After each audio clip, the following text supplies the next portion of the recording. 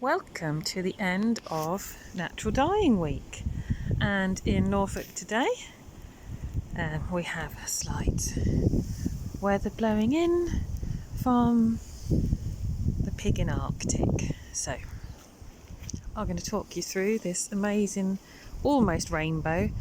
I've managed to get some, I think red is the next one to really try and master. So we've got this one that was madder, soaked overnight, and then I actually dipped it in the Woad thinking it's going to go purple. No, it did not go purple. I don't think my madder was strong enough. We've got some of the oak galls that I made the ink from earlier in the week, soaked to give a lovely pale brown. Nettle with some iron over the top has given a kind of slimy brown colour. Love it. And then this one, is red onion, and copper added gives a lovely pale sagey green. Awesome. Now these next three are all ivy but finished in different ways. So I think this one was the first one where we've got the stronger colour and it's ivy with iron on top. This one a slightly less concentrated one because it's got a bit of Weld in that one, so a bit of the yellow, and this one with much more concentrated yellow in it, so it's gone really nice and pale. And the advantage of doing 3 pieces of wool from one dye bath is they're all on the same colour palette, so I know if I make something with these 3 bits of wool it'll all be coordinating and matching. Nice. Red onion skins give an awesome result. It's really quite vibrant. This one a bright, almost limey green colour.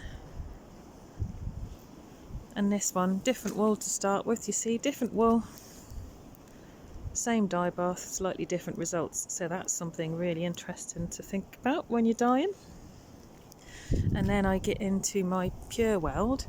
So Weld, as you can see, beautiful bright yellow colour. It is that bright sunshine yellow, and that's a nice easy one to dye with if you're starting out. And I thought I'd get a bit clever, so I've got one end of my skein of wool dipped in the yellow, going up through natural colour of the wool, and then the other end dipped in the ivy with a bit of copper. So when you're knitting or doing something with this wool, it's going to blend from yellow to natural back to the green and so on and so forth. Isn't it nice? I've done a couple of pairs of Winegas again. So this one is a yellow pair done with Weld.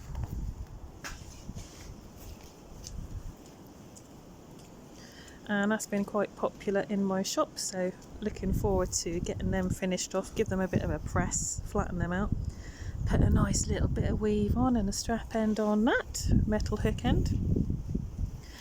And then I said earlier in the week, one of the few ways to get a green rather than something that's going to be sage, to get a green you need to go Weld and Woad. And here is Weld, then Woad. So I'm really pleased with this. It's gone quite a nice, bright, minty coloured green. And there you are. Proof that it was in a Woad vat. There's a little splodge of indigo there. Awesome, really like them. So then we come on to the Woad section. And I think I'm going to go in order. So the paler ones are when the dye bath got a bit exhausted, and this one, I've added Weld to this one, so it's brought out a bit of the yellowiness into it. It's gone quite a lovely pale sea green. I'm going to call that grease. These 2 blues are just lovely, like ice blue. And again, same dye bath, different wool, slightly different results. So you've got a greeny ice blue on the right, and this one pale sea ice blue. And then we come to, I just hoped these would look nice dyed blue, and look at how the diamond pattern comes out on that. Oh, it's so nice. So So these have been dipped twice actually, because I felt they were a bit patchy, and they still are a tiny bit patchy, but you know what that makes it look? Authentically done. Then we come to my dye bath experiments. So this one dipped once in a dye bath, and obviously I used quite a concentrated mixture to get this really dark result from Woad. This one next to it I've dipped twice in the dye bath, and I can't see a huge difference other than when I look really closely it seems like the twice dipped one is more evenly covered. So that could be an advantage of having a couple of dips in a dye bath, much like the leg rats. And then this one dipped 3 times, and it's definitely starting to go that the vat is starting to reabsorb the indigo. So instead of it going on to the skein of wool, it's going back into the water. So that's something I've got to learn, or I just dip twice and get a really nice dark colour and be happy with that. And then with the leg wraps, I went Weld first, then Woad.